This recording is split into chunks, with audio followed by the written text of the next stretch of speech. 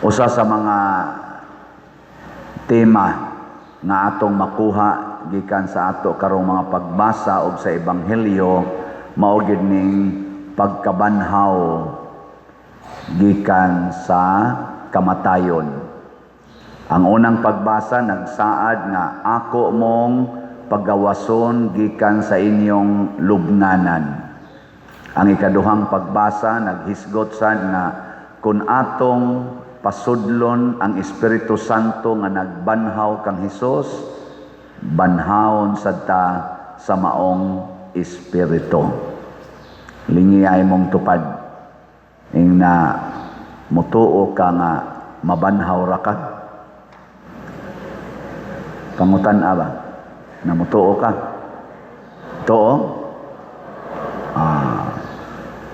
Kung mutuo ta nga mabanhaw ra di ay ta, nga bisag ilubong ta, maabli ra di nagbalik ang atong lubnganan, unsa may atong bation? Wala na tay kaguol, wala na tay kabalaka, mahitungod anang gitawag og kamatayon. Mao nang niingon si Jesus, ingnan niya si Marta, ako ang pagkabanhaw, ang mutuo nako bisan tuod mamatay, mabuhi, ug ang tanang tawo nga buhi nga nagtuo nako dili na mamatay.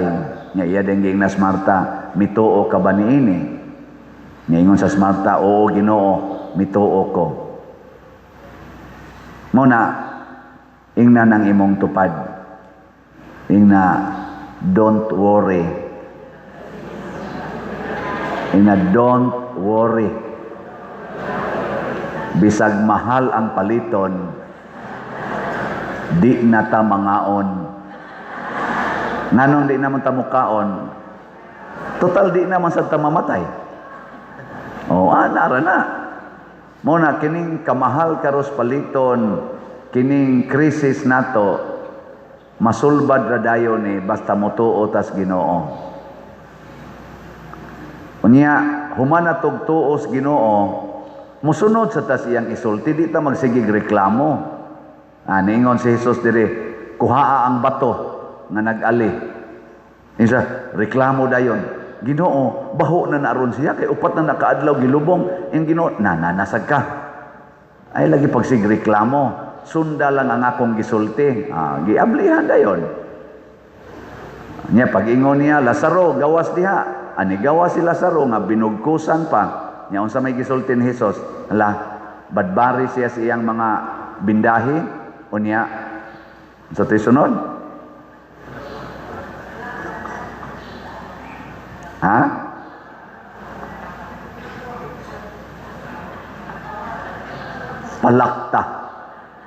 palakta.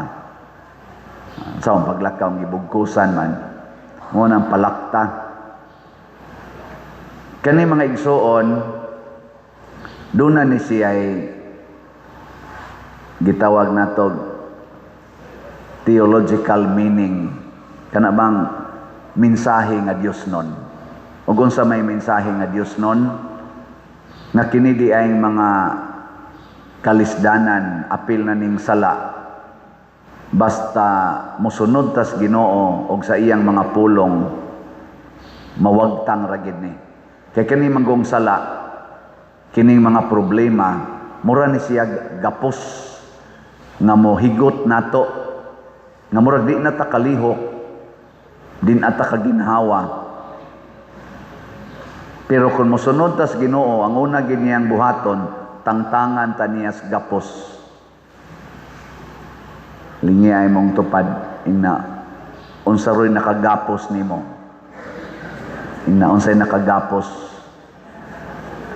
Basig ang utang mo'y nakagapos nimo.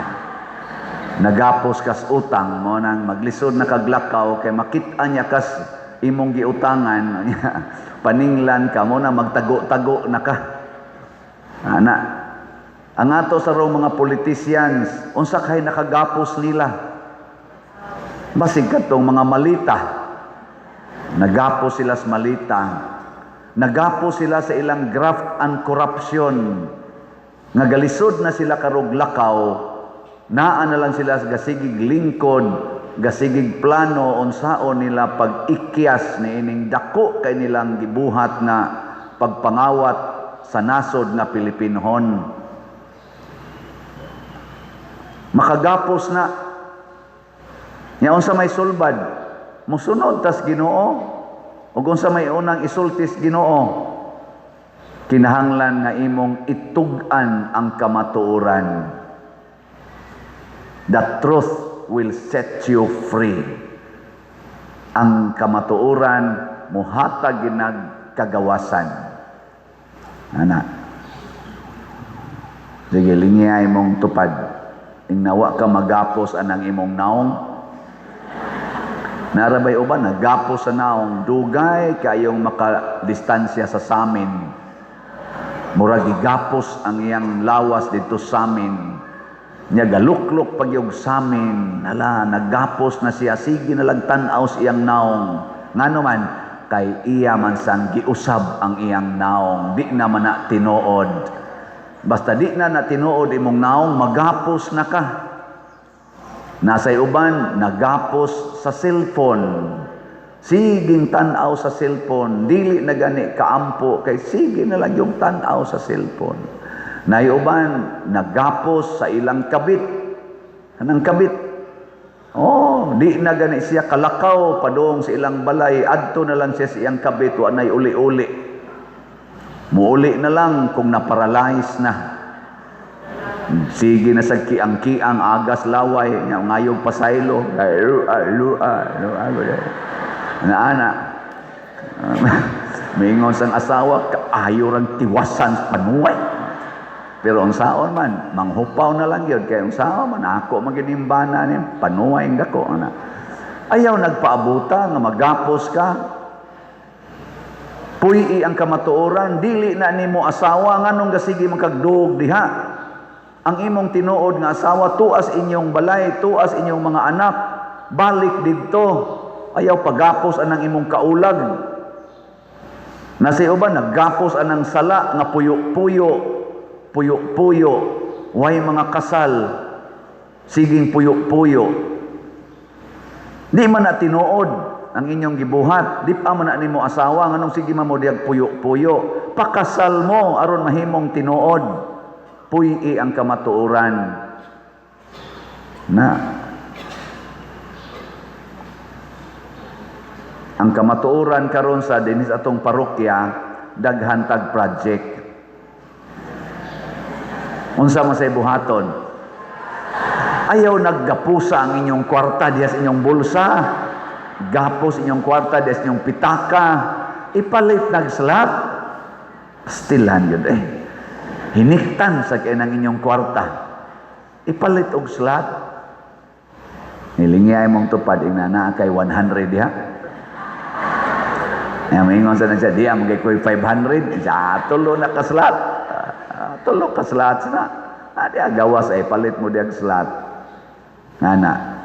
Oy, ako ning isulti ha nga, ang atong slot, kutob na lang ni karong sunod Domingo. Ato na ning i-close. Hinay kaing halin. Pero mukusog ni karong si Manaha, o dako-dako ni halon karon, basig ipadayon nato. Hinay. Di gani kaabot og 2,000 ka slots ang halin kada Domingo. Hinay na kayo. Di pras una ba moabot og hapit 10,000 ang halin ka slots kada semana karon. Ambot tungod ba kas krisis? Krisis no? Nama na day ay mura na mo gipulan.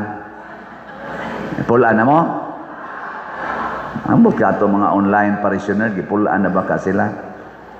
Bitaw na atay giplano nga maghimo taglain nga fundraising in relation sa atong umaabot nga piyesta karong July 25, ika 163rd nga piyesta.